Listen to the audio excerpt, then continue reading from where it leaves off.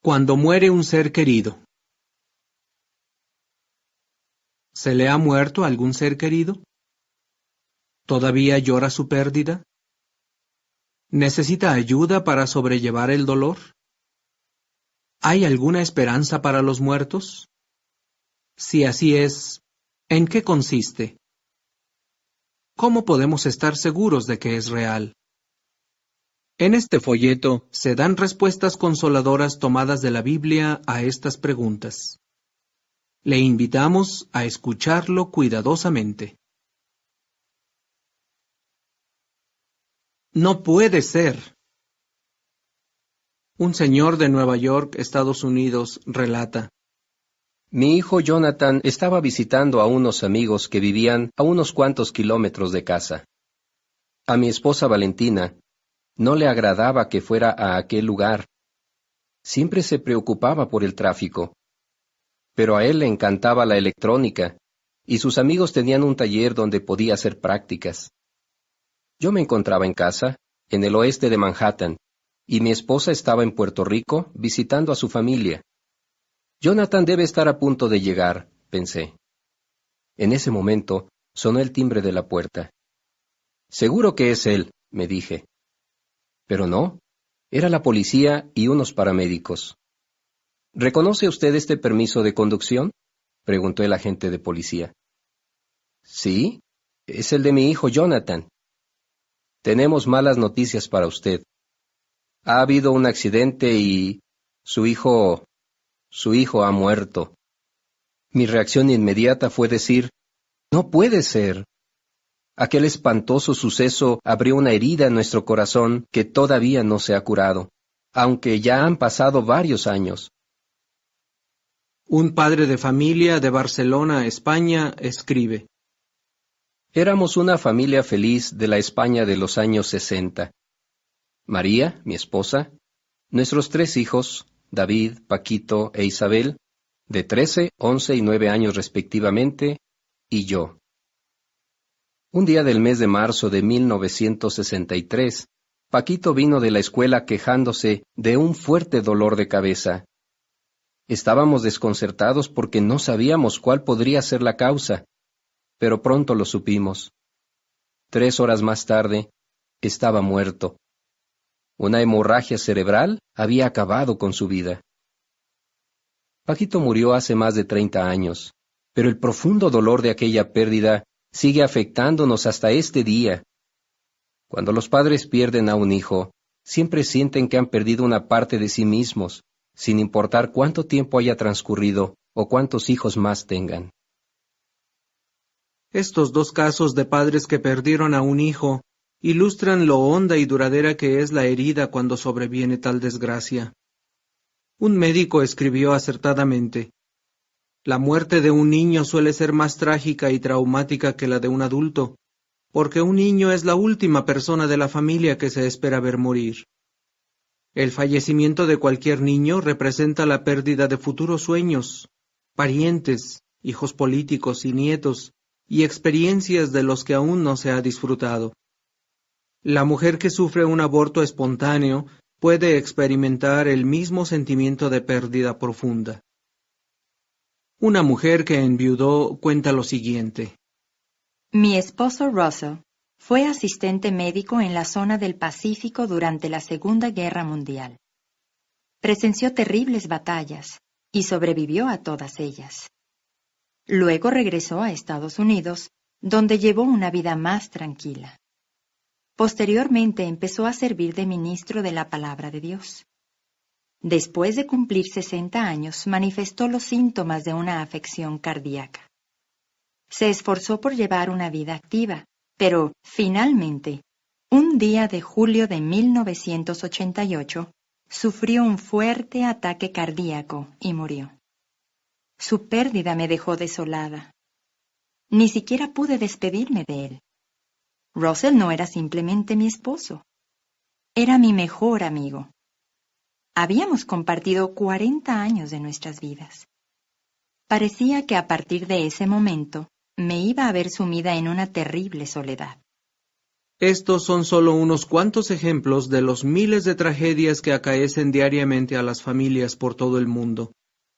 La mayoría de las personas que han perdido a un ser querido le dirán que cuando muere un hijo, el cónyuge, el padre, la madre o un amigo, se siente que la muerte es verdaderamente el último enemigo, como dijo el escritor cristiano Pablo en 1 Corintios 15, 25 y 26.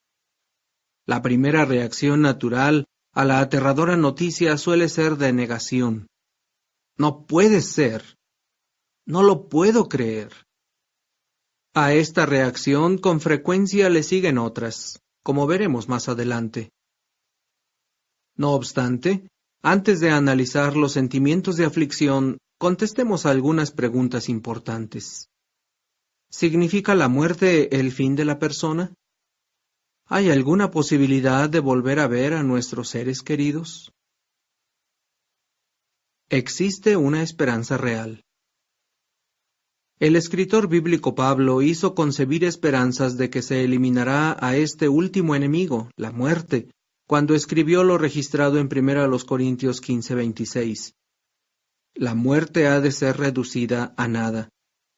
O, como dice la Biblia de Jerusalén, el último enemigo en ser destruido será la muerte.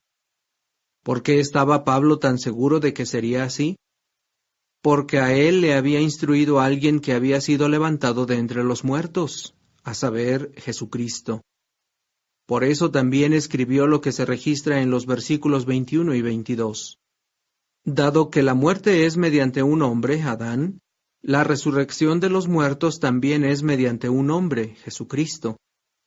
Porque así como en Adán todos están muriendo, así también en el Cristo todos serán vivificados. Jesús se conmovió mucho cuando se encontró con una viuda de Naín y vio a su hijo muerto. El relato bíblico de Lucas 7, 12 a 16 nos dice: Al acercarse Jesús a la puerta de la ciudad, Naín, pues mira, sacaban a un muerto, el hijo unigénito de su madre. Además ella era viuda. También estaba con ella una muchedumbre bastante numerosa de la ciudad. Y cuando el Señor alcanzó a verla, se enterneció por ella y le dijo: Deja de llorar. Enseguida se acercó y tocó el féretro, y los que lo llevaban se detuvieron. Y él dijo: Joven, yo te digo, levántate. Y el muerto se incorporó y comenzó a hablar, y él lo dio a su madre. Entonces el temor se apoderó de todos, y se pusieron a glorificar a Dios, diciendo: Un gran profeta ha sido levantado entre nosotros, y Dios ha dirigido su atención a su pueblo. Note que Jesús se compadeció tanto de la viuda que resucitó a su hijo. Piense en lo que ese suceso presagia. Aquella resurrección, de la que hubo testigos presenciales, fue memorable. Sirvió de garantía de la resurrección que Jesús había predicho antes, un regreso a la vida en la tierra bajo un nuevo cielo, según Revelación 21:1. En aquella ocasión Jesús había dicho lo que se recoge en Juan 5, 28 y 29. No se maravillen de esto, porque viene la hora en que todos los que están en las tumbas conmemorativas oirán su voz y saldrán. Pedro y algunos de los 12 hombres que acompañaban a Jesús en sus viajes también presenciaron varias resurrecciones. Incluso escucharon al resucitado Jesús hablar a orillas del mar de Galilea. El relato de Juan 21, 12 a 14 nos informa. Jesús les dijo: Vengan, desayúnense. Ninguno de los discípulos tuvo el ánimo de inquirir de él: ¿Tú quién eres? Porque sabían que era el Señor. Jesús se acercó y tomó el pan y se lo dio, y asimismo el pescado. Esta fue ya la tercera vez que Jesús se apareció a los discípulos después de haber sido levantado de entre los muertos. En consecuencia, Pedro pudo escribir lo que se registra en 1 de Pedro 1:3 con total convicción. Bendito sea el Dios y Padre de nuestro Señor Jesucristo, porque, según su gran misericordia, nos dio un nuevo nacimiento a una esperanza viva mediante la resurrección de Jesucristo de entre los muertos. El apóstol Pablo expresó su esperanza segura con las siguientes palabras recogidas en Hechos 24, 14 y 15. Creo todas las cosas expuestas en la ley y escritas en los profetas. Y tengo esperanza en cuanto a Dios, esperanza que estos mismos también abrigan, de que va a haber resurrección así de justos como de injustos. Así pues, millones de personas pueden tener la firme esperanza de volver a ver con vida a sus seres amados en la tierra, pero en circunstancias muy diferentes. ¿Qué circunstancias serán esas? En la última sección del folleto, titulada Una esperanza segura para los muertos, se tratará más a fondo la esperanza que da la Biblia para los seres queridos que hemos perdido. Pero primero respondamos a las preguntas que usted posiblemente tenga si está afligido por la muerte de un ser querido. ¿Es normal sentir tanto dolor? ¿Cómo puedo sobrellevarlo? ¿Cómo pueden ayudarme los demás? ¿Qué puedo hacer para ayudar a los que están desolados? Y sobre todo, ¿qué esperanza segura para los muertos contiene la Biblia? ¿Volveré a ver alguna vez a mis seres queridos? Y si así es, ¿dónde? ¿Es normal sentirse así? Un hombre que estaba de duelo escribió: Como me crié en Inglaterra, me enseñaron a no exteriorizar mis sentimientos. Aún me parece oír a mi padre, un exmilitar, diciéndome con los dientes apretados, «No llores», cuando algo me producía dolor. No recuerdo si alguna vez mi madre nos besó o abrazó a mis 3 hermanos y a mí. Cuando tenía 56 años, vi morir a mi padre. Aunque sentí una pena inmensa, al principio fui incapaz de llorar. Hay culturas en las que los individuos expresan sus sentimientos abiertamente. Los demás saben si se sienten contentos o tristes. Pero en otras partes del mundo, especialmente en el norte de Europa y en Gran Bretaña, se ha educado a la gente, sobre todo a los hombres, para que oculten sus sentimientos, para que repriman sus emociones y no se inmuten ante nada. No obstante, ¿tiene algo de malo expresar el dolor cuando se sufre la pérdida de un ser querido? ¿Qué dice la Biblia al respecto? Personajes bíblicos que lloraron.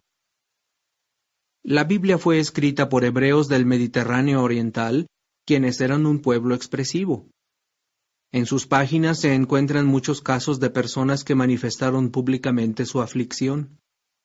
El rey David, por ejemplo, quedó desolado cuando su hijo Amnón fue asesinado, y 2 de Samuel 13:36 dice que lloró con un llanto sumamente grande. Lloró incluso la muerte de su traicionero hijo Absalón, que había intentado usurpar el trono. El relato bíblico en 2 de Samuel 18:33 nos indica: Entonces el rey David se perturbó y subió a la cámara del techo sobre el paso de entrada, y se puso a llorar. Y esto decía al andar: Hijo mío, Absalón, hijo mío, Absalón. Oh, que yo pudiera haber muerto yo mismo en lugar de ti, Absalón, hijo mío, hijo mío. David manifestó su dolor como cualquier otro padre. ¿Cuántas veces han deseado los padres haber muerto ellos en lugar de sus hijos? Parece tan anormal que un hijo fallezca antes que sus padres. ¿Cómo reaccionó Jesús ante la muerte de su amigo Lázaro? Al acercarse a su tumba, lloró. María Magdalena también lloró cuando se aproximaba al sepulcro de Jesús. Es cierto que el cristiano que entiende la esperanza bíblica de la resurrección no llora inconsolablemente, como lo hacen algunos que no poseen un fundamento bíblico claro para sus creencias con respecto a la condición de los muertos. Pero, como todo ser humano con sentimientos normales, el verdadero cristiano, pese a tener la esperanza de la resurrección, llora la pérdida de cualquier persona querida. ¿Llorar o no llorar? ¿Cómo reacciona la gente hoy en día? ¿Le cuesta o le da vergüenza a usted exteriorizar sus sentimientos? ¿Qué recomiendan los especialistas? En muchas ocasiones sus opiniones modernas son un mero reflejo de la sabiduría antigua inspirada de la Biblia. Dicen que debemos expresar el dolor en vez de reprimirlo. Esto nos recuerda a hombres fieles de la antigüedad como Job, David y Jeremías, cuyas expresiones de dolor aparecen en la Biblia. Ellos no reprimieron sus sentimientos. Por consiguiente, no es sensato aislarse de los demás. Debe tenerse en cuenta, sin embargo, que el duelo se expresa de diferentes formas según la cultura y las creencias religiosas predominantes. La nota al pie de la página dice: por ejemplo, una creencia tradicional de los Yoruba, pueblo nigeriano, es la reencarnación del alma. Por lo tanto, cuando una mujer pierde a un hijo, siente un gran dolor, pero no por mucho tiempo, pues como dice un refrán yoruba, es el agua lo que se ha derramado, pero el calabacino no está roto. Según los yoruba, esto significa que la madre, el calabacino que contiene el agua, puede tener otro hijo, que pudiera ser una reencarnación del fallecido. Los testigos de Jehová no siguen las tradiciones basadas en supersticiones provenientes de conceptos erróneos, como el de la inmortalidad del alma y la reencarnación, ambos carentes de apoyo bíblico. Fin de la nota. La siguiente es información suplementaria. El proceso de la aflicción. La palabra proceso no implica que la aflicción siga un patrón o programa fijo. Sus reacciones pueden traslaparse y variar en duración dependiendo del individuo. Esta lista no está completa, pues pueden aparecer otras reacciones. A continuación se presentan algunos de los síntomas de aflicción que se pueden experimentar. Primeras reacciones: conmoción inicial, incredulidad, negación, aturdimiento, sentimientos de culpa, ira. Fase de aflicción aguda: pérdida de memoria e insomnio, cansancio extremo, cambios repentinos del estado de ánimo, dificultades para juzgar y pensar, ataques de llanto, trastornos del apetito con la consiguiente pérdida o aumento de peso, diversos síntomas de alteraciones de la salud, letargo, disminución de la capacidad laboral, alucinaciones, sentir, ver u oír al difunto. En caso de pérdida de un hijo, resentimiento irracional hacia el cónyuge. Fase de estabilización: tristeza acompañada de nostalgia, recuerdos más gratos del fallecido, incluso con ciertos matices humorísticos. Fin de la información suplementaria. ¿Qué puede hacer si tiene ganas de llorar? Llorar es humano. Recuerde de nuevo que cuando Lázaro murió, Juan 11, 33 y 35 relata que Jesús gimió en el espíritu y cedió a las lágrimas. De este modo probó que el llanto es una reacción normal ante la muerte de un ser amado. El caso de Anne, cuyo bebé Rachel falleció del síndrome de muerte infantil súbita, corrobora lo anterior. Su esposo comentó: lo sorprendente fue que ni Anne ni yo lloramos en el entierro, aunque todos los demás estaban llorando. A esto Anne replicó: sí, pero yo he llorado mucho por ambos. Creo que su muerte me afectó de modo especial unas cuantas semanas después de la tragedia, cuando por fin un día me encontré sola en casa. Me pasé todo el día llorando. Pero creo que eso me ayudó. Me sentí mejor. Tenía que llorar la muerte de mi hija. Creo sinceramente que se debe dejar a las personas dolientes que lloren. Aunque decir no llores es una reacción natural de los demás, en realidad no ayuda en nada. La siguiente es información suplementaria. El síndrome de muerte infantil súbita. ¿Cómo soportar el dolor? La muerte repentina de un niño representa una gran tragedia. Un día, un bebé aparentemente normal y sano no se despierta de su sueño. Es un suceso totalmente inesperado, pues ¿quién iba a imaginarse que un niño muriera antes que sus padres? El bebé en el que la madre centraba su amor infinito, de repente se convierte en objeto de su dolor infinito. A los padres les empiezan a embargar sentimientos de culpa. Se sienten responsables de la muerte como si ésta se hubiera debido a negligencia de su parte. Se preguntan a sí mismos, ¿qué podríamos haber hecho para evitarla? La nota al pie de la página dice, el síndrome de muerte infantil súbita, que por lo general se da en niños de 1 a 6 meses, se refiere a la muerte repentina de un bebé sano sin ninguna causa que la explique. Se cree que en algunos casos se podría evitar acostando al bebé boca arriba o de costado, en vez de boca abajo. No obstante, ninguna postura evitará todo caso de muerte súbita. Fin de la nota. En algunos casos, el esposo incluso culpa inconscientemente a su esposa sin ningún fundamento. Cuando se fue a trabajar, el bebé estaba vivo y sano. Cuando regresó, supo que había muerto en la cuna. ¿Qué estaba haciendo ella? ¿Dónde se encontraba en ese momento? Es necesario aclarar estas dudas atormentadoras a fin de evitar tensiones en el matrimonio. La tragedia se debió a circunstancias imprevistas e imprevisibles. La Biblia en Eclesiastés 9:11 afirma, regresé para ver, bajo el sol, que los veloces no tienen la carrera, ni los poderosos la batalla, ni tienen los sabios tampoco el alimento, ni tienen los entendidos tampoco las riquezas, ni aun los que tienen conocimiento tienen el favor, porque el tiempo y el suceso imprevisto les acaecen a todos. ¿Cómo se puede ayudar a la familia que ha perdido a un bebé? Una madre doliente respondió, Una amiga vino y me limpió la casa sin que se lo pidiera. Otros nos prepararon comidas. Algunos me ayudaron simplemente dándome un abrazo sin decir nada. Solo un abrazo. No quería hablar de ello. No quería explicar una y otra vez lo que había sucedido. No estaba para preguntas curiosas que me daban a entender que había fallado en algo. Yo era la madre. Hubiera hecho cualquier cosa por salvar a mi niña.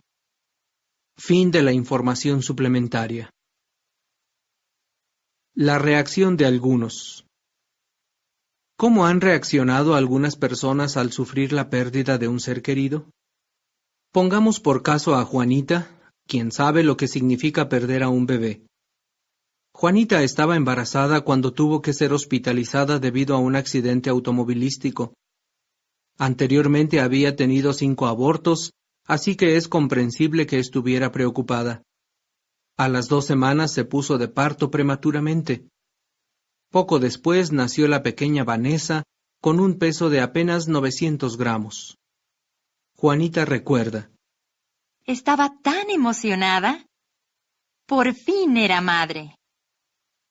Pero su felicidad fue efímera. Vanessa murió a los 4 días de su nacimiento. Juanita dice, Sentí un gran vacío. Había dejado de ser madre. Me sentía incompleta. Fue doloroso volver a casa y ver la habitación que habíamos preparado para Vanessa y las camisetas que yo le había comprado. Por los siguientes 2 meses, no hacía más que revivir el día de su nacimiento. No quería ver a nadie. ¿Fue una reacción extrema? Aunque resulte difícil de entender, los que han pasado por la misma situación que Juanita explican que sufrieron tanto por la muerte de su bebé como lo hubieran hecho por la de alguien que hubiera vivido más tiempo. Según ellos, mucho antes de que nazca un niño, los padres ya lo aman. Entre el bebé y la madre se crea un vínculo especial. Cuando el bebé muere, la madre siente que se pierde a una persona real. Y eso es precisamente lo que los demás deben entender. La siguiente es información suplementaria. Aborto espontáneo y nacimiento de un niño muerto. El dolor de la madre. Aunque ya tenía otros niños, Mona esperaba con gran ilusión el nacimiento de su próxima hija. Incluso antes de nacer, jugaba con ella, le hablaba y soñaba con ella. Los lazos entre ella y su futuro bebé eran cada vez más fuertes. Mona continúa diciendo: Rachel Ann me daba pataditas que hacían que se cayera el libro que yo tenía apoyado sobre el vientre. Me mantenía despierta por la noche. Todavía recuerdo sus primeras pataditas. Eran como toquecitos suaves y cariñosos.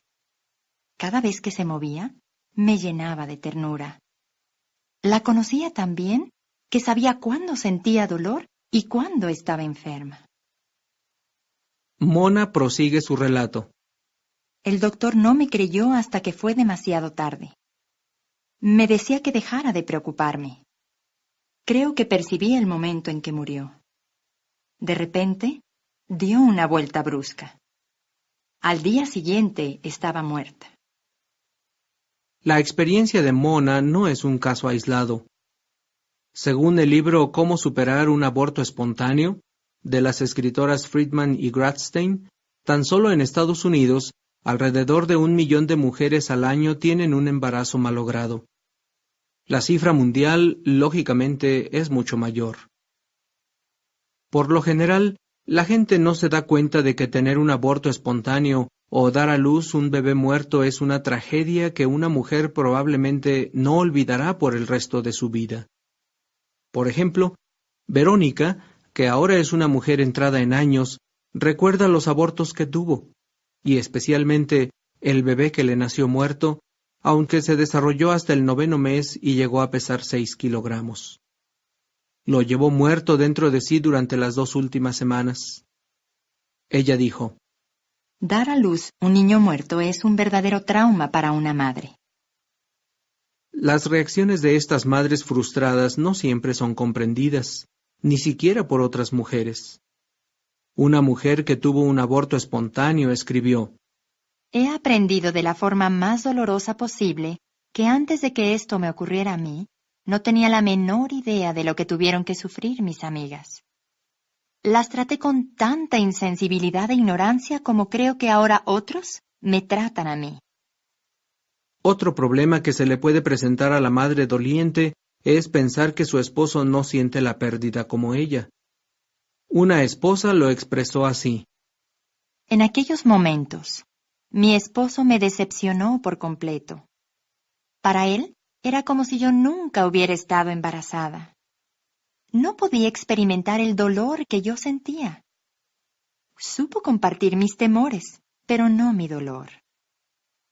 Esta reacción probablemente sea natural en un esposo, pues a él no le unen los mismos lazos físicos y emocionales con el feto que unen a la madre. No obstante, él también sufre una pérdida. Y es fundamental que ambos comprendan que están sufriendo juntos, aunque de diferente manera. Deben compartir su pena. Si el esposo oculta su dolor, la esposa pudiera pensar que es insensible. Por lo tanto, lloren juntos, abrácense y díganse lo que piensan. Muéstrense que se necesitan el uno al otro como nunca antes. Esposos, actúen con empatía. Fin de la información suplementaria. ¿Cómo pueden afectarle los sentimientos de ira y de culpa? Otra madre describió así sus sentimientos al saber que su hijo de 6 años de edad había muerto súbitamente a causa de un problema cardíaco congénito. Pasé por una serie de reacciones: aturdimiento, incredulidad, culpabilidad e indignación contra mi esposo y el médico por no darse cuenta de la gravedad de su estado. La ira puede ser otro síntoma de la aflicción. Puede descargarse sobre los médicos y enfermeras por creer que no hicieron todo lo que pudieron por el difunto, o sobre amigos y familiares que aparentemente dicen o hacen cosas que no debieran. Algunos se enfadan con el que ha fallecido por no haber cuidado su salud. Stella cuenta: Recuerdo que me indigné con mi esposo porque yo sabía que las cosas podrían haber resultado de otra manera.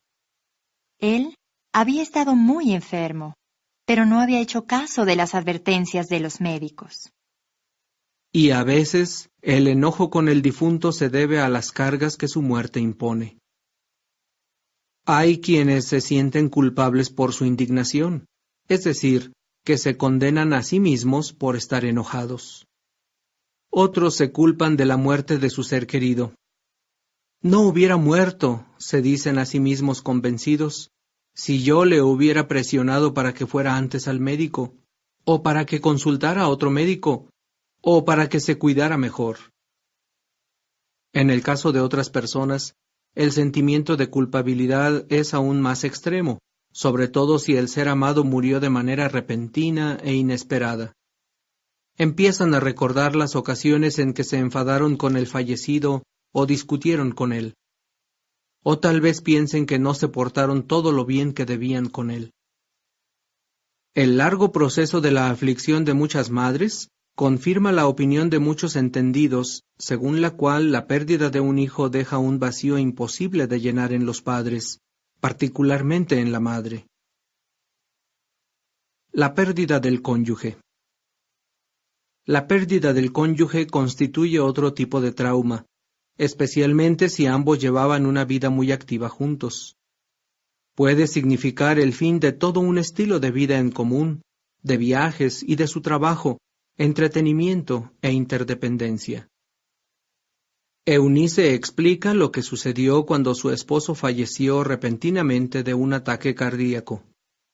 Durante la primera semana pasé por una fase de insensibilidad. Era como si hubiera dejado de funcionar. Perdí incluso el olfato y el gusto. Mi sentido de la lógica, en cambio, siguió funcionando. Puesto que había permanecido junto a mi esposo mientras trataban de estabilizarlo mediante resucitación cardiopulmonar y medicación, no sufrí los síntomas habituales de rechazo de la realidad. No obstante, me sentía sumamente frustrada, como si estuviera viendo un automóvil caerse por un precipicio sin poder hacer nada para evitarlo. ¿Lloró? Naturalmente. Sobre todo cuando leí los cientos de tarjetas de condolencia que había recibido. Lloré con cada una de ellas. Eso me ayudó a afrontar el resto del día. Pero nada me ayudaba cuando me preguntaban una y otra vez cómo me sentía. Obviamente, me sentía desdichada. ¿Qué ayudó a Eunice a soportar su pena? De manera inconsciente, tomé la decisión de seguir adelante con mi vida. Pero todavía me duele recordar que mi esposo, que tanto amaba la vida, no está aquí para disfrutarla. No deje que otros le manden.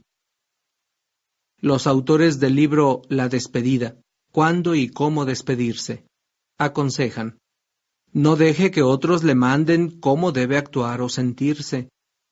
El proceso de la aflicción difiere de persona a persona. A los demás les puede parecer, y quizás se lo digan, que está demasiado apenado, o que no lo está lo suficiente. Perdónelos y olvídese de ello. Si intenta encajar a la fuerza en un molde creado por otras personas o por la sociedad en general, retardará su recuperación emocional. Evidentemente, no todo el mundo sobrelleva su pesar de la misma forma. No estamos sugiriendo que un modo particular sea necesariamente mejor que otro para toda persona.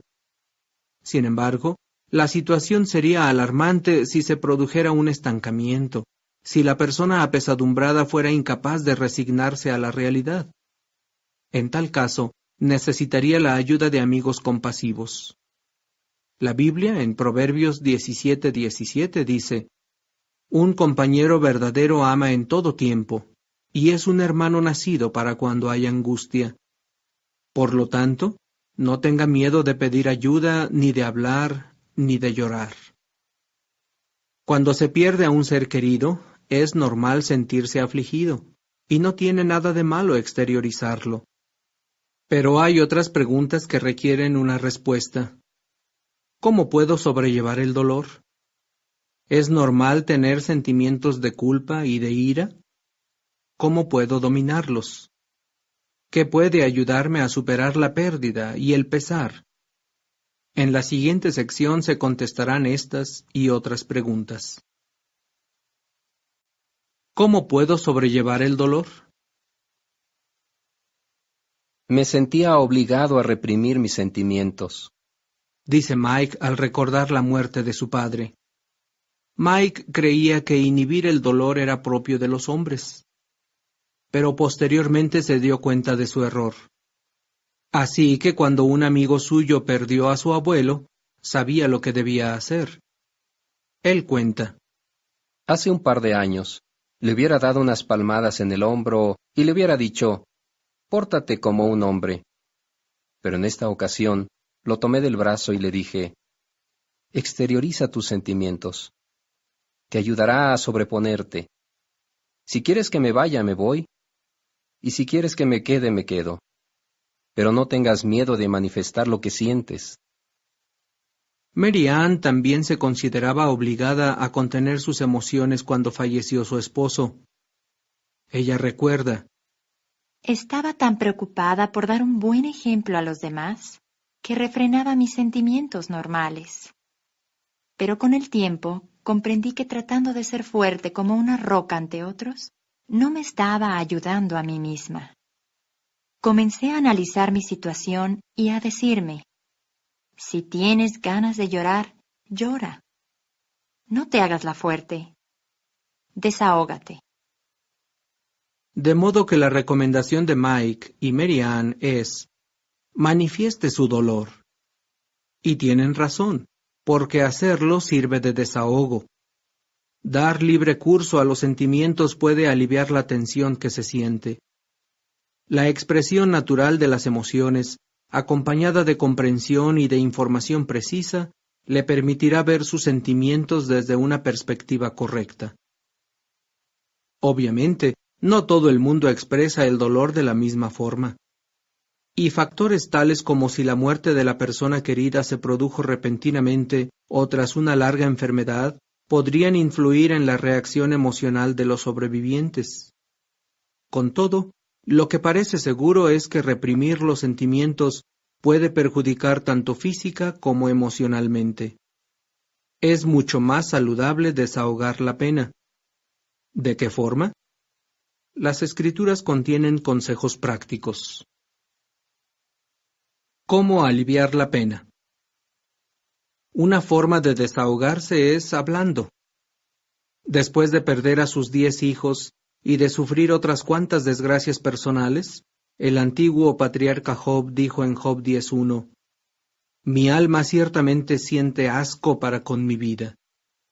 Ciertamente daré salida a, en hebreo, soltaré, mi preocupación acerca de mí mismo. Hablaré, sí, en la amargura de mi alma». Job no podía contener su preocupación por más tiempo.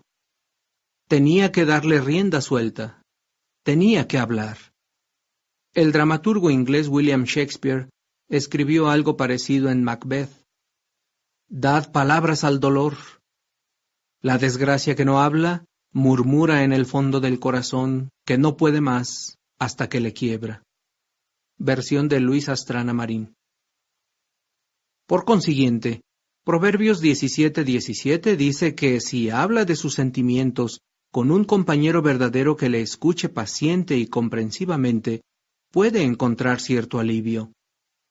Al expresar verbalmente las experiencias y los sentimientos, por lo general resulta más fácil comprenderlos y sobrellevarlos. Y si el oyente también perdió a alguien y se sobrepuso, posiblemente le dé unas cuantas sugerencias prácticas para que usted también lo consiga. Una señora cuyo hijo había muerto expresó así cómo le había ayudado a conversar con otra mujer que había sufrido una pérdida semejante. Saber que otra persona había pasado por lo mismo, que había sobrevivido y que estaba llevando de nuevo una vida más o menos normal, me fortaleció mucho. ¿Le incomoda hablar de sus sentimientos? Tras la muerte de Saúl y Jonatán, David compuso una endecha muy emotiva en la que plasmó su dolor. Con el tiempo, este canto triste llegó a formar parte del libro bíblico de 2 de Samuel. Hay personas a las que, como a David, les resulta más fácil expresarse por escrito. Cierta viuda dijo que ella escribía lo que sentía y varios días después lo leía. Este método le resultó útil para desahogarse. Comunicar sus sentimientos de palabra o por escrito contribuirá a mitigar su dolor. También puede ayudarle a aclarar malentendidos. Una madre doliente relata: Mi esposo y yo habíamos oído hablar de otras parejas que se habían divorciado después de perder a un hijo, y no queríamos que a nosotros nos sucediera lo mismo. Así que cada vez que nos enfadábamos y nos sentíamos tentados de culparnos el uno al otro, hablábamos del problema hasta resolverlo. Creo que de esa forma, nuestra relación se hizo más íntima. Por lo tanto, al exteriorizar sus sentimientos, quizás entienda que, aunque otras personas hayan sufrido la misma pérdida que usted, no van a expresar su aflicción como usted, sino que lo harán a su paso y a su manera.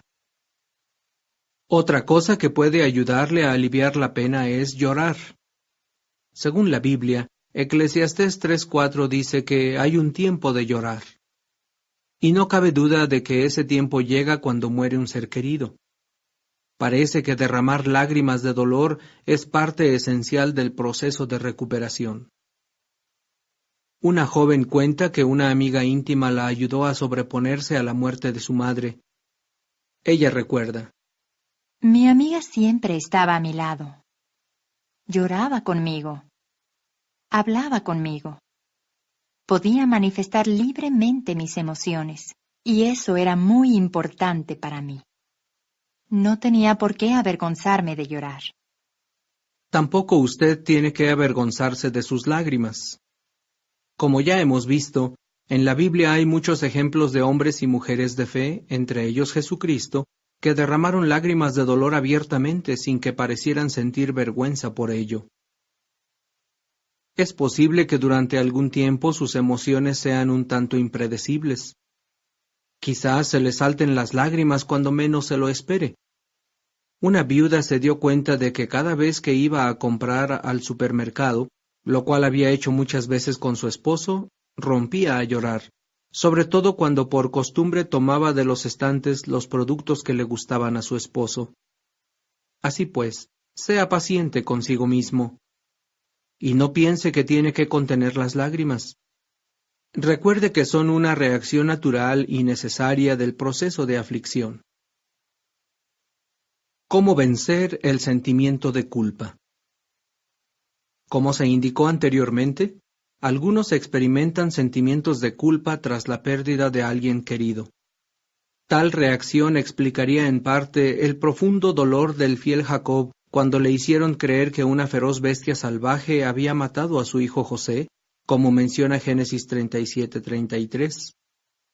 El propio Jacob le había mandado ir a ver si sus hermanos estaban bien. De modo que posiblemente le atormentaban ideas como: ¿por qué envié a José solo? ¿Por qué lo mandé a una zona infestada de bestias salvajes? Tal vez usted crea que algún descuido suyo contribuyó a la muerte de la persona a quien quería. Si ese es el caso, le puede servir de ayuda pensar que los sentimientos de culpa, sea esta real o imaginaria, son una reacción normal de aflicción.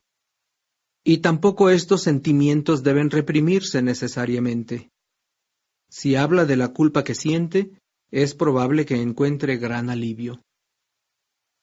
No obstante, debe comprender que por mucho que amemos a una persona, no podemos controlar su vida ni evitar, como dice Eclesiastés 9:11, que el tiempo y el suceso imprevisto le acaezcan. Por otra parte, seguro que sus intenciones no fueron malas. Por ejemplo, si no concertó una cita con el médico antes, ¿fue porque quería que su ser querido enfermara y muriera? Claro que no. Por lo tanto, ¿es usted verdaderamente culpable de su muerte? No.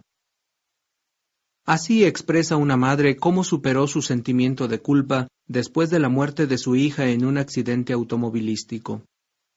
Me sentí culpable de haberla mandado por algo, pero me di cuenta de que era absurdo que me sintiera así. no tuvo nada de malo que la enviara con su padre a hacer un mandado. No fue más que un lamentable accidente. Pero quisiera haber dicho y hecho tantas cosas, quizás piense. Es posible. Sin embargo, ¿quién puede decir que haya sido un padre, una madre o un hijo perfecto? La Biblia en Santiago 3:2 nos recuerda: todos tropezamos muchas veces. Si alguno no tropieza en palabra, este es varón perfecto. Acepte, pues, el hecho de que no es perfecto. Pensar continuamente en todo lo que hubiera querido hacer no cambiará las cosas y puede retardar su recuperación.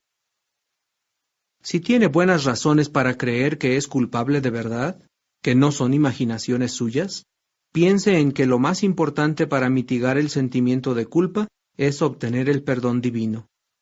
La Biblia nos asegura en el Salmo 130, 3 y 4: si errores fuera lo que tú vigilas, oh Jehová, ¿quién podría estar de pie? Porque hay el verdadero perdón contigo, a fin de que se te tema. Usted no puede cambiar el pasado, pero sí puede suplicar a Dios que le perdone sus errores anteriores. ¿Qué más puede hacer? Pues bien, en vista de que Dios promete perdonar los errores del pasado, ¿no cree que usted también debería perdonarse a sí mismo? ¿Cómo dominar la ira? ¿Se siente además bastante molesto con los médicos, las enfermeras, sus amigos o incluso con el fallecido? Tenga en cuenta que esa es otra reacción frecuente ante la pérdida de alguien querido. Quizás el dolor que siente vaya acompañado de ira de forma natural. Comprender tal hecho puede beneficiarle.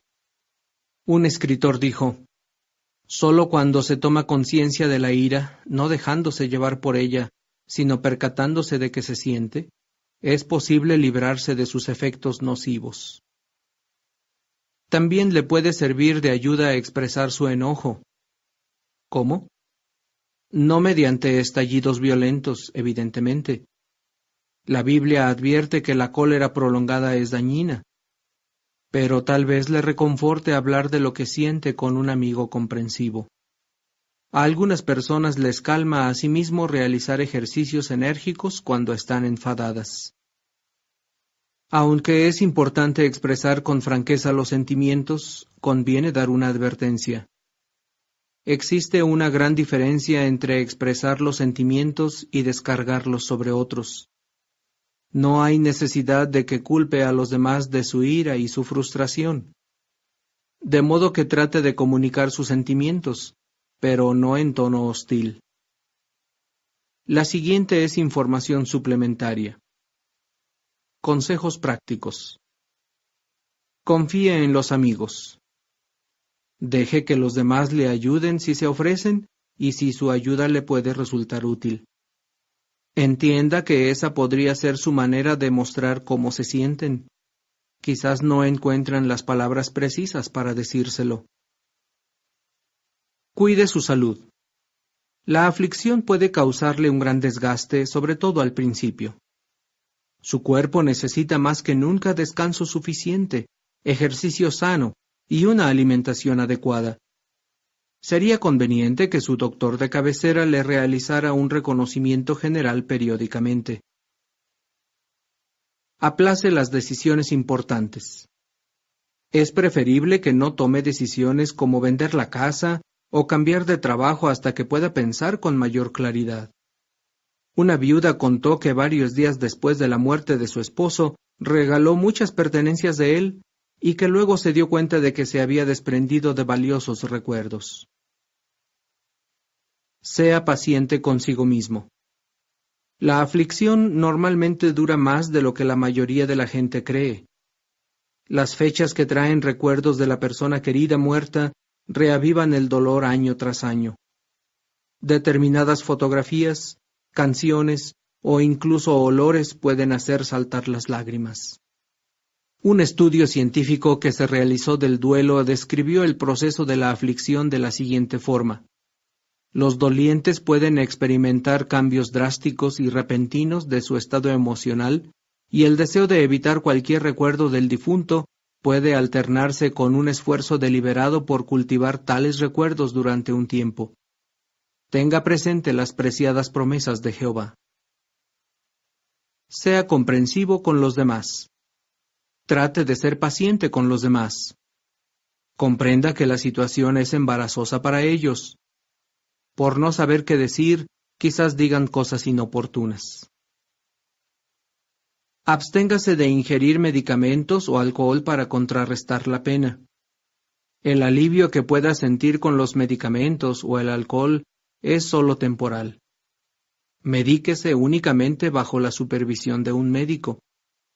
Sin embargo, tenga cuidado porque hay muchos fármacos que crean adicción. También se debe tener en cuenta que estos pueden retardar el proceso de la aflicción.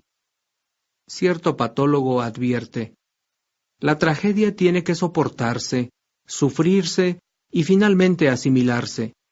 Pero si esto se retrasa indebidamente insensibilizando a la persona con drogas, el proceso se puede prolongar o distorsionar. Medite en los magníficos propósitos de Jehová y obtendrá alivio duradero. Vuelva a su actividad diaria.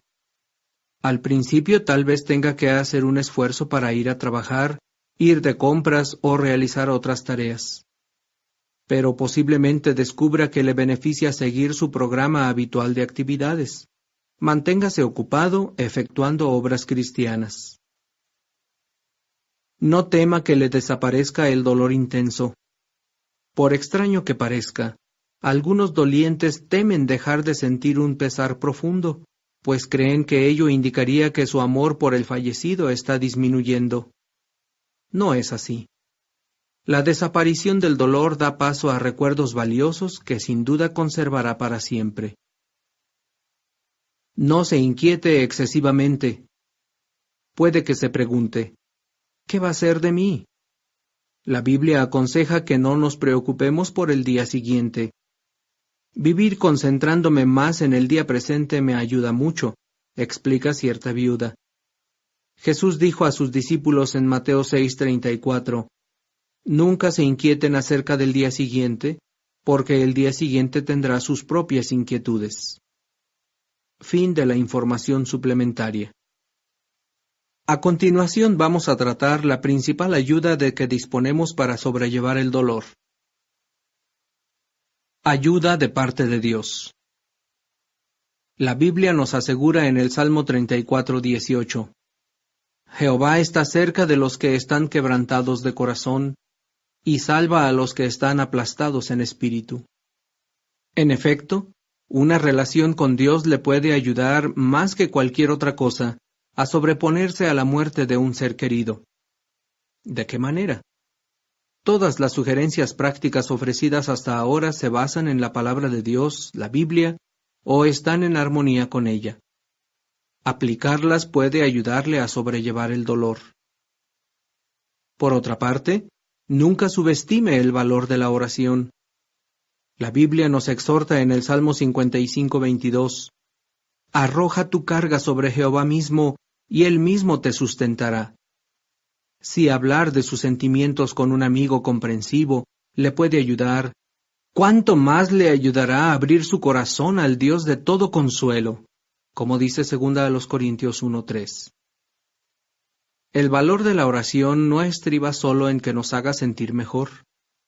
El oidor de la oración, como dice el Salmo 65:2, promete dar Espíritu Santo a los siervos suyos que se lo pidan sinceramente. Y el Espíritu Santo o fuerza activa de Dios, dice 2 Corintios 4:7, puede infundirle el poder que va más allá de lo normal para que salga adelante. Recuerde que Dios puede ayudar a sus siervos fieles a aguantar todos y cada uno de los problemas que se les presenten. Una señora que perdió a su hija recuerda cómo el poder de la oración les ayudó a ella y a su esposo a sobrellevar la pérdida. Ella explica: si estábamos en casa de noche y el dolor se volvía insoportable, orábamos juntos en voz alta. Cuando teníamos que hacer algo sin ella por primera vez, como ir a la reunión de congregación o a una asamblea, pedíamos fuerzas. si al levantarnos por la mañana nos parecía que no podríamos hacer frente a la realidad, rogábamos a Jehová que nos ayudara. No sé por qué, pero me traumatizaba entrar sola en la casa. Así que cada vez que lo hacía, le suplicaba a Jehová que me ayudara a mantenerme calmada. Esta fiel mujer cree firmemente, y con razón, que aquellas oraciones fueron decisivas. Usted también puede comprobar que, en contestación a sus oraciones constantes, la paz de Dios que supera a todo pensamiento guardará su corazón y sus facultades mentales. La ayuda que Dios da es determinante. En 2 Corintios 1:4, el apóstol cristiano Pablo afirmó que Dios nos consuela en toda nuestra tribulación, para que nosotros podamos consolar a los que se hallan en cualquier clase de tribulación. Es cierto que la ayuda divina no elimina por completo el dolor, pero lo hace más llevadero. Eso no significa que no va a llorar más o que va a olvidarse de la persona amada. No obstante, puede recuperarse. Y cuando así suceda, su experiencia quizás le sirva para ser más comprensivo y compasivo al ayudar a otros a enfrentarse a una pérdida parecida. ¿Cómo ayudar al doliente? Si puedo ayudarte en algo, avísame, decimos muchos de nosotros al amigo o al familiar que acaba de perder a un ser querido. Y lo decimos de todo corazón. Haríamos cualquier cosa por ayudarle.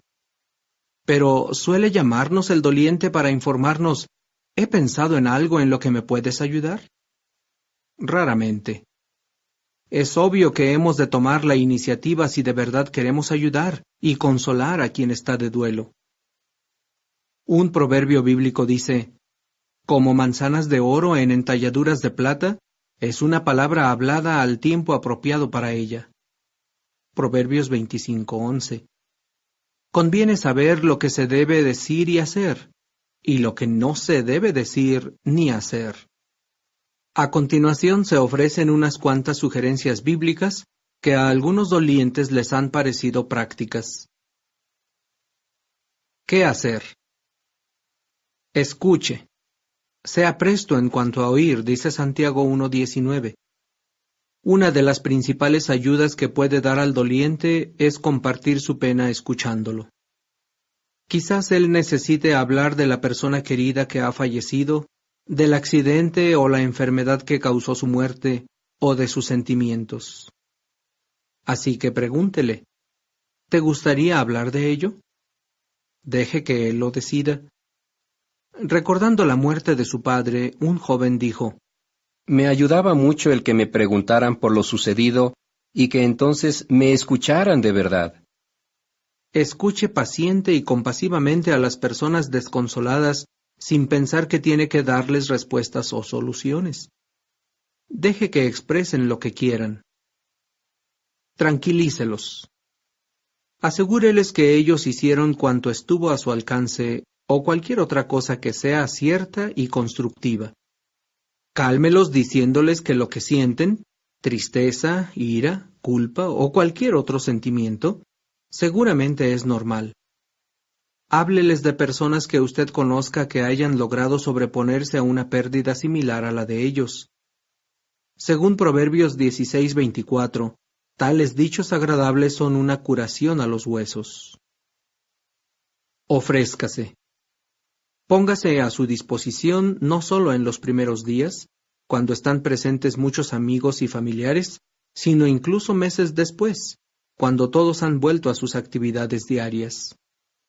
Así mostrará ser, como indica Proverbios 17:17, un compañero verdadero que permanece junto a su amigo en los momentos de angustia. Teresea, cuya hija pereció en un accidente de tráfico, cuenta. Nuestras amistades procuraban que tuviéramos algo que hacer todas las noches para que no pasáramos mucho tiempo solos en casa. Eso nos ayudó a llenar el vacío que sentíamos. En los años subsiguientes a la pérdida del ser querido, los sobrevivientes pueden experimentar mucha angustia al llegar a aniversarios como el de bodas o el del fallecimiento.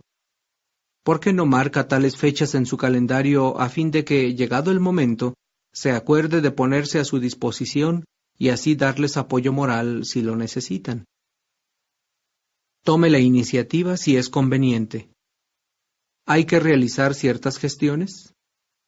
¿Se precisa que alguien cuide de los niños? ¿Necesitan alojamiento los amigos y parientes que han llegado de fuera?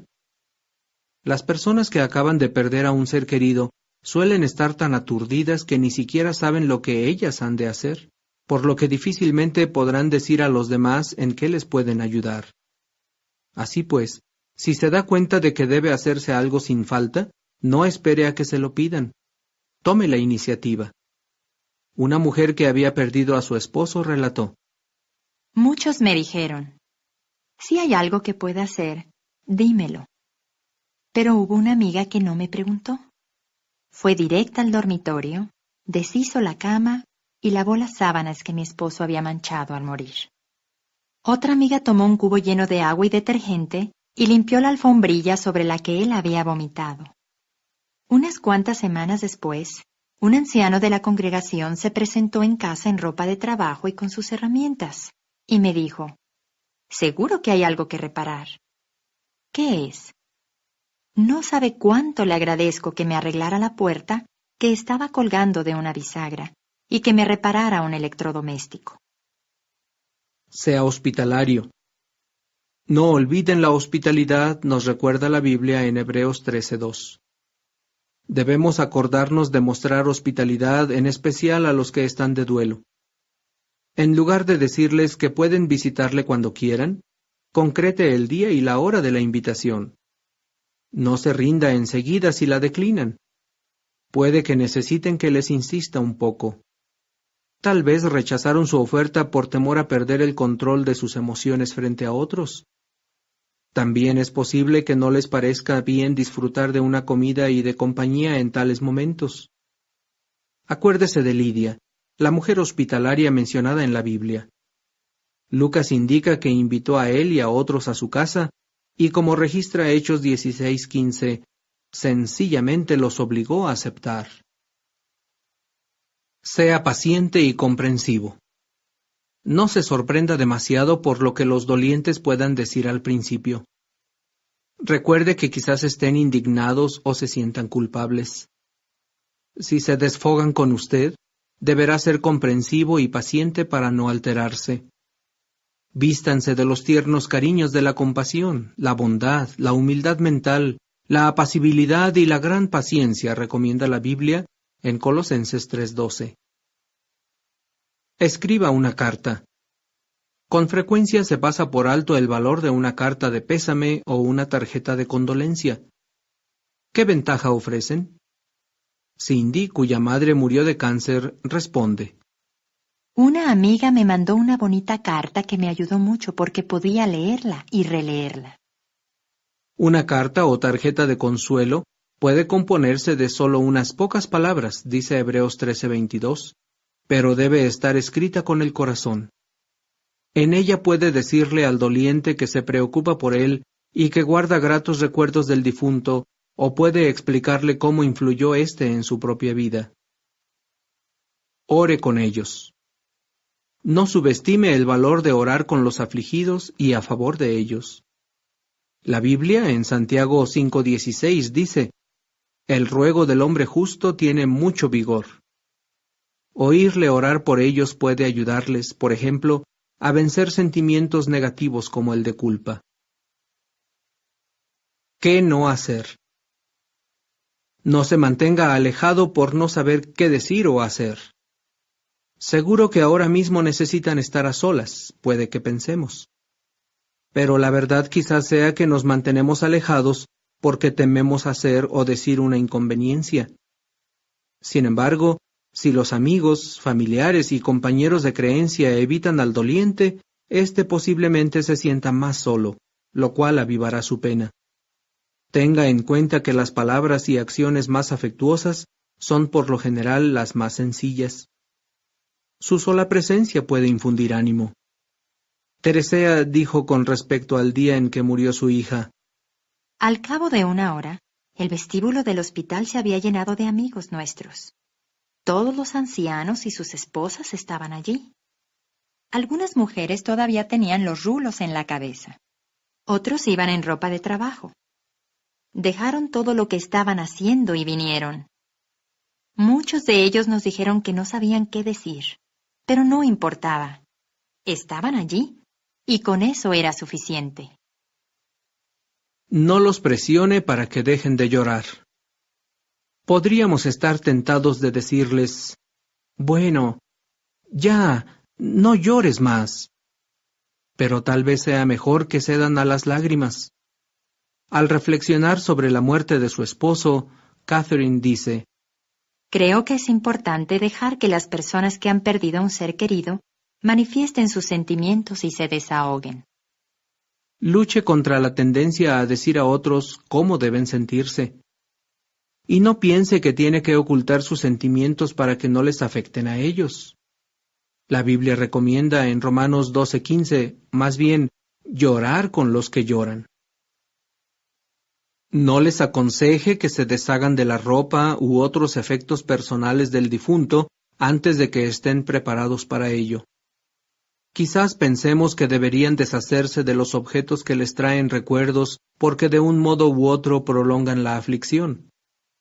Pero el dicho, ojos que no ven, corazón que no siente, no es aplicable en este caso. Muchos dolientes necesitan tiempo para asimilar la pérdida del ser querido. Recuerde la descripción que da la Biblia de la reacción del patriarca Jacob cuando le hicieron creer que una fiera había matado a su hijo José. Después de que le mostraron la vestidura de José manchada de sangre, se dio al duelo de su hijo por muchos días. Y todos sus hijos y todas sus hijas siguieron levantándose para consolarlo, pero él siguió rehusando recibir consuelo. Génesis 37, 34 y 35. No diga, puedes tener otro bebé.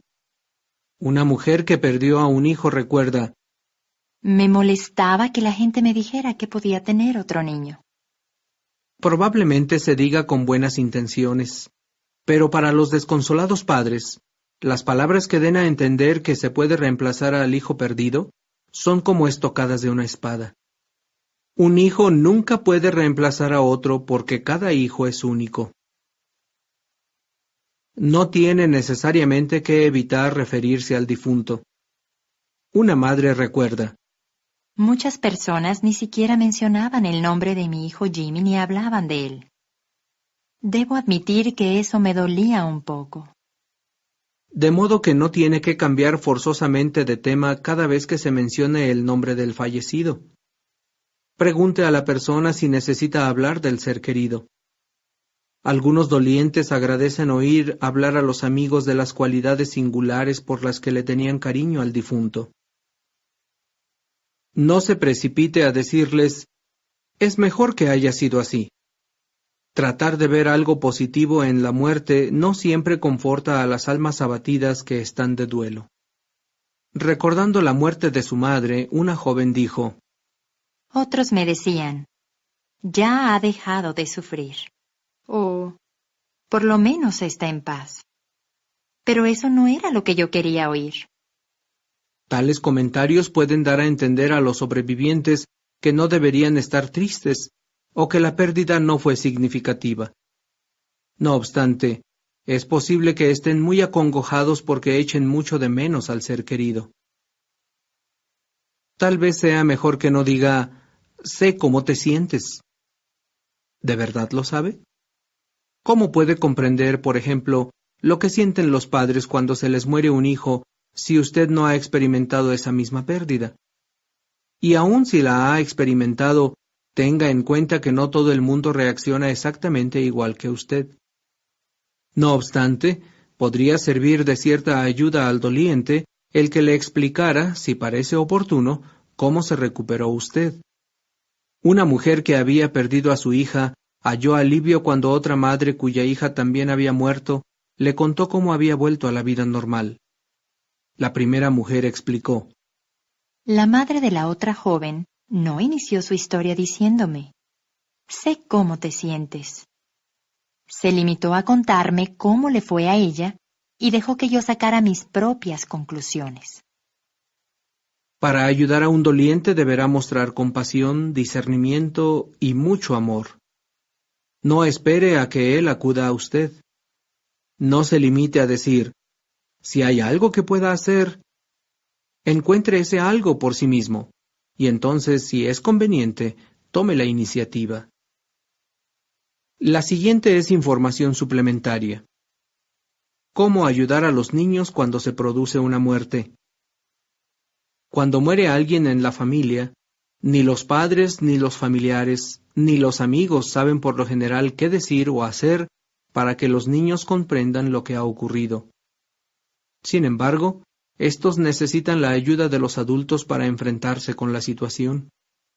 He aquí algunas preguntas que se plantean a menudo sobre cómo ayudar a los niños a comprender la muerte. ¿Cómo se les puede explicar qué es la muerte? Es importante que la explicación se dé en términos sencillos y que sea verídica. No dude en usar las palabras que se exigen, como muerto y muerte. Por ejemplo, podría sentarse con el niño, abrazarlo y decirle, ha ocurrido algo muy triste. Papá se puso muy malo porque le dio una enfermedad que no le da a muchas personas, o cualquier explicación que sea cierta, y ha muerto. Nadie tiene la culpa de que haya muerto. Lo vamos a echar mucho de menos porque lo amábamos y él nos amaba a nosotros. No obstante, sería conveniente explicarle al niño que ni él ni el padre sobreviviente van a morirse tan solo porque de vez en cuando se enfermen. Deje que le haga preguntas. ¿Qué quiere decir muerto? Quizás pregunte, a lo que usted podría responder. Muerto significa que el cuerpo ha dejado de funcionar y ya no puede hacer nada de lo que hacía antes. No puede hablar, ni ver, ni oír, ni sentir nada. El padre que cree en la promesa bíblica de la resurrección puede aprovechar esta oportunidad para explicar que Jehová Dios recuerda al fallecido y puede volver a darle vida en el futuro paraíso terrestre. ¿Hay algo que no se les deba decir? No es bueno decirles que el difunto está realizando un largo viaje. Uno de los principales temores del niño es el de ser abandonado, sobre todo cuando ha muerto uno de los padres. Decirle que la persona se ha marchado de viaje pudiera reforzar su sentimiento de desamparo y llevarle a pensar, la abuelita se ha ido sin siquiera decirme adiós. Tampoco es conveniente decir a los niños muy pequeños que el fallecido está durmiendo. Los niños tienden a interpretar las cosas literalmente. Si equiparan el sueño con la muerte, pudieran desarrollar miedo a dormirse. ¿Deberían asistir a los funerales? Los padres deben tener en cuenta los sentimientos de los niños. Si no quieren ir, no los obligue, ni les haga sentirse culpables por ello. Y si quieren ir, déles una descripción detallada de lo que sucederá, como por ejemplo, si habrá un ataúd y si estará abierto o cerrado. Dígales también que a lo mejor ven a mucha gente llorando porque están tristes. Una vez más, déjeles que pregunten. Además, asegúreles que podrán marcharse si lo desean. ¿Cómo reaccionan ante la muerte? Con bastante frecuencia, los niños se sienten responsables de la muerte de un ser querido. Como es posible que en algún momento el niño se haya enfadado con la persona fallecida, pudiera llegar a creer que sus pensamientos o palabras hostiles causaron su muerte. Tal vez tenga que consolarlo diciéndole algo como, tus pensamientos y tus palabras no hacen que nadie enferme ni tampoco que muera. Si es de corta edad, quizás haya que repetírselo muchas veces. ¿Se debe ocultar la pena a los niños? Llorar delante de los niños es normal, además de saludable. Por otra parte, resulta casi imposible ocultar por completo los sentimientos a los niños, ya que suelen ser muy perspicaces, y si algo va mal, normalmente lo perciben. Si exterioriza su dolor, verán que es normal afligirse y en ocasiones expresar los sentimientos. Fin de la información suplementaria. Todavía quedan unas cuantas preguntas por responder. ¿En qué consiste la esperanza bíblica de la resurrección? ¿Qué puede significar para usted y el ser querido que ha muerto?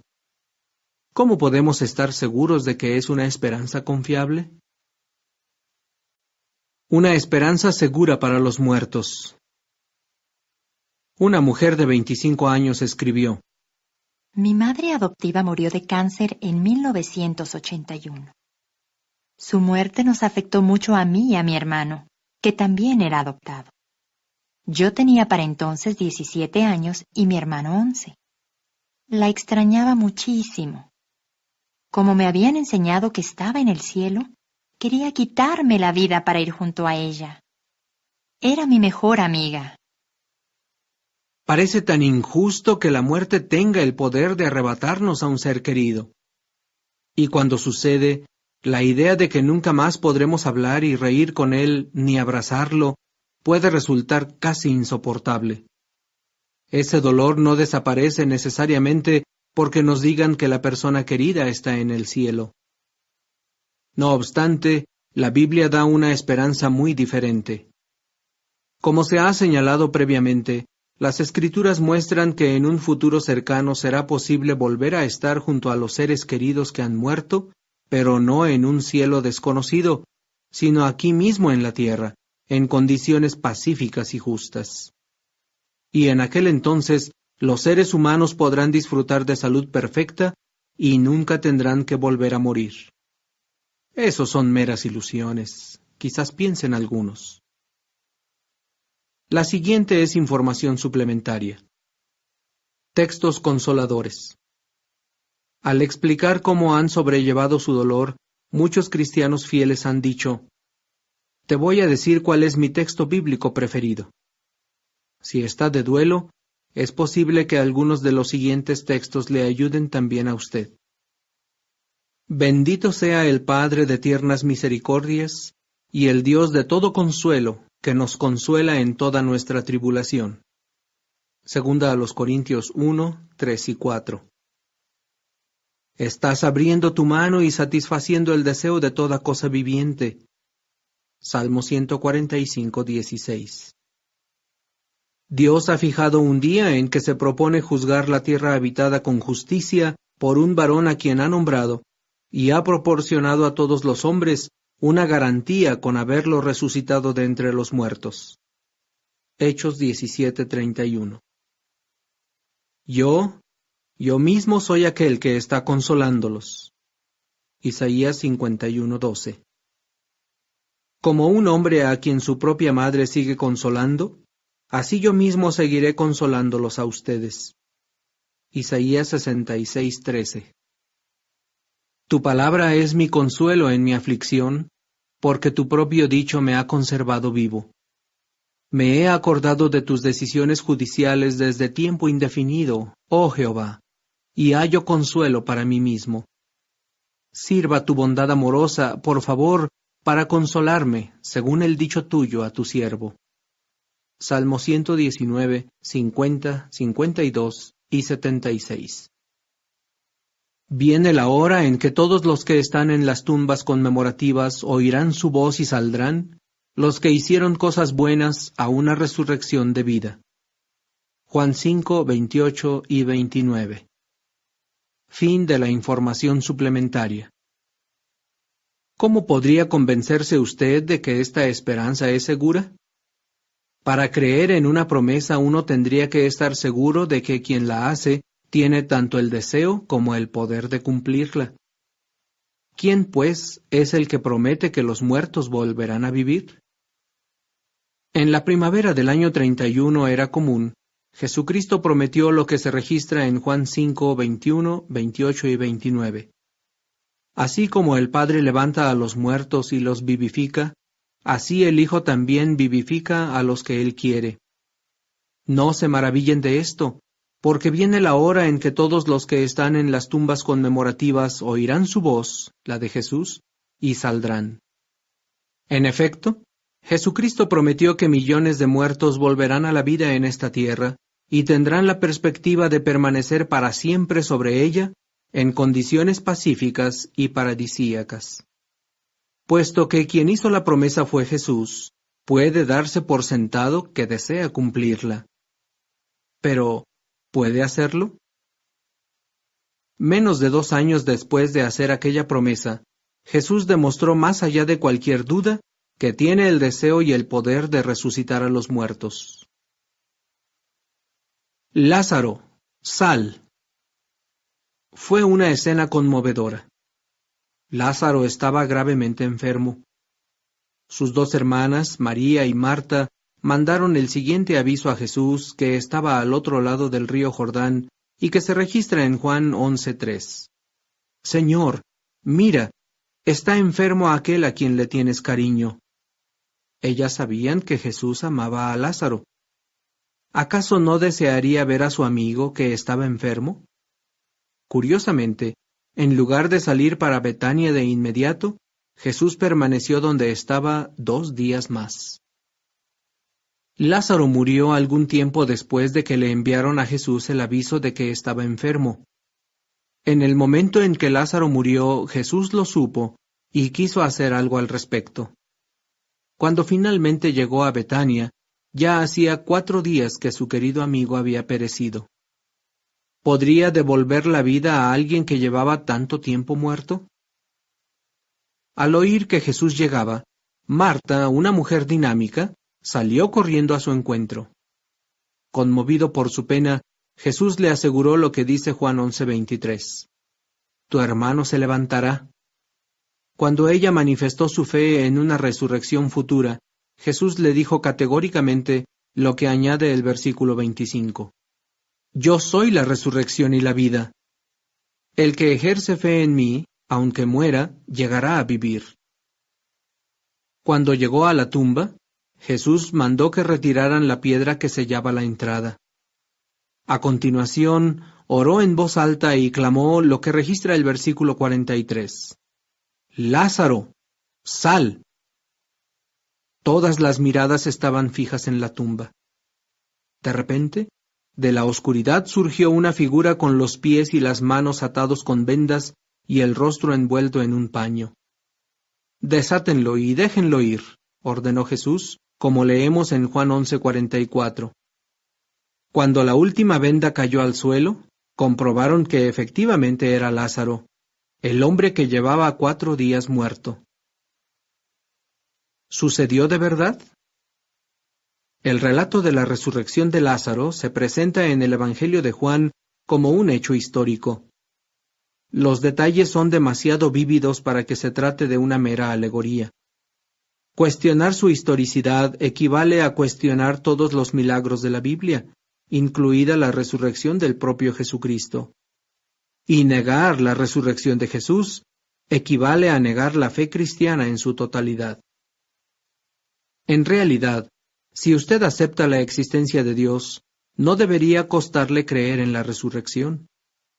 Se podría ilustrar con el caso de un señor que graba en cinta de vídeo su testamento, para que después de su muerte, sus familiares y amigos puedan verlo y escucharlo explicar por sí mismo cómo se debe disponer de su fortuna. Hace 100 años, esta posibilidad era inconcebible. Y aún hoy, para algunas personas que viven en zonas remotas del globo, la técnica de la grabación en vídeo resulta tan incomprensible que les parece milagrosa. Pues bien, si los hombres pueden reproducir las imágenes y sonidos de una escena como la antes mencionada aplicando los principios científicos establecidos por el Creador, ¿no debería Él poder hacer mucho más que eso? ¿No es lógico que el que creó la vida sea capaz de recrearla? El milagro de que Lázaro volviera a vivir sirvió para aumentar la fe de la gente en Jesús y en la resurrección. También puso de manifiesto de forma conmovedora que Jehová y su Hijo desean resucitar a los muertos. Dios sentirá anhelo. La reacción de Jesús ante la muerte de Lázaro revela la gran ternura del Hijo de Dios. Los sentimientos profundos que mostró en aquella ocasión hacen patente que tiene un deseo intenso de devolver la vida a los muertos. El relato bíblico lee en Juan 11, 32-36. María, cuando llegó a donde Jesús estaba y alcanzó a verlo, cayó a sus pies y le dijo: Señor, si tú hubieras estado aquí, mi hermano no habría muerto. Jesús, pues, cuando la vio llorando, y a los judíos que vinieron con ella llorando, gimió en el espíritu y se perturbó, y dijo: ¿Dónde lo han puesto? Ellos le dijeron: Señor, ven y ve. Jesús cedió a las lágrimas. Por eso los judíos empezaron a decir: Mira, cuánto cariño le tenía. La compasión sincera de Jesús se indica aquí con 3 expresiones: gimió, se perturbó y cedió a las lágrimas. Las palabras que se usaron en el idioma original al redactar esta conmovedora escena muestran que a Jesús le afectó tanto la muerte de su querido amigo Lázaro y ver a la hermana de éste llorando que no pudo contener las lágrimas. La nota al pie de la página dice: la palabra griega traducida gimió es una forma de un verbo, embrimaomai, que significa estar dolorosa o profundamente conmovido. Un escriturario comenta: el único sentido que puede tener acá es que Jesús se sintió invadido por una emoción tan intensa que arrancó de su corazón un quejido involuntario. El término que se vierte perturbó es una forma de un verbo griego, tarazo, que denota agitación. Según un lexicógrafo, significa causar conmoción interna, afectar con gran dolor o pena. La expresión cedió a las lágrimas se traduce de un verbo griego, dakrio, que comunica la idea de derramar lágrimas, llorar en silencio. Fin de la nota. Lo más destacado es que, aunque ya había resucitado a otras 2 personas, y se proponía hacer lo mismo con Lázaro, Jesús cedió a las lágrimas. De modo que devolver la vida a los humanos no es un mero procedimiento para Jesús. Los profundos sentimientos de ternura que manifestó en esta ocasión evidencian que desea intensamente reparar los estragos de la muerte. Como Jesús es la representación exacta del mismo ser de Jehová Dios, tenemos razones para no esperar menos de nuestro Padre Celestial. El fiel Job dijo, según Job 14, 14 y 15, sobre el deseo de Jehová de llevar a cabo la resurrección. Si un hombre físicamente capacitado muere, ¿puede volver a vivir? Tú llamarás, y yo mismo te responderé. Por la obra de tus manos sentirás anhelo.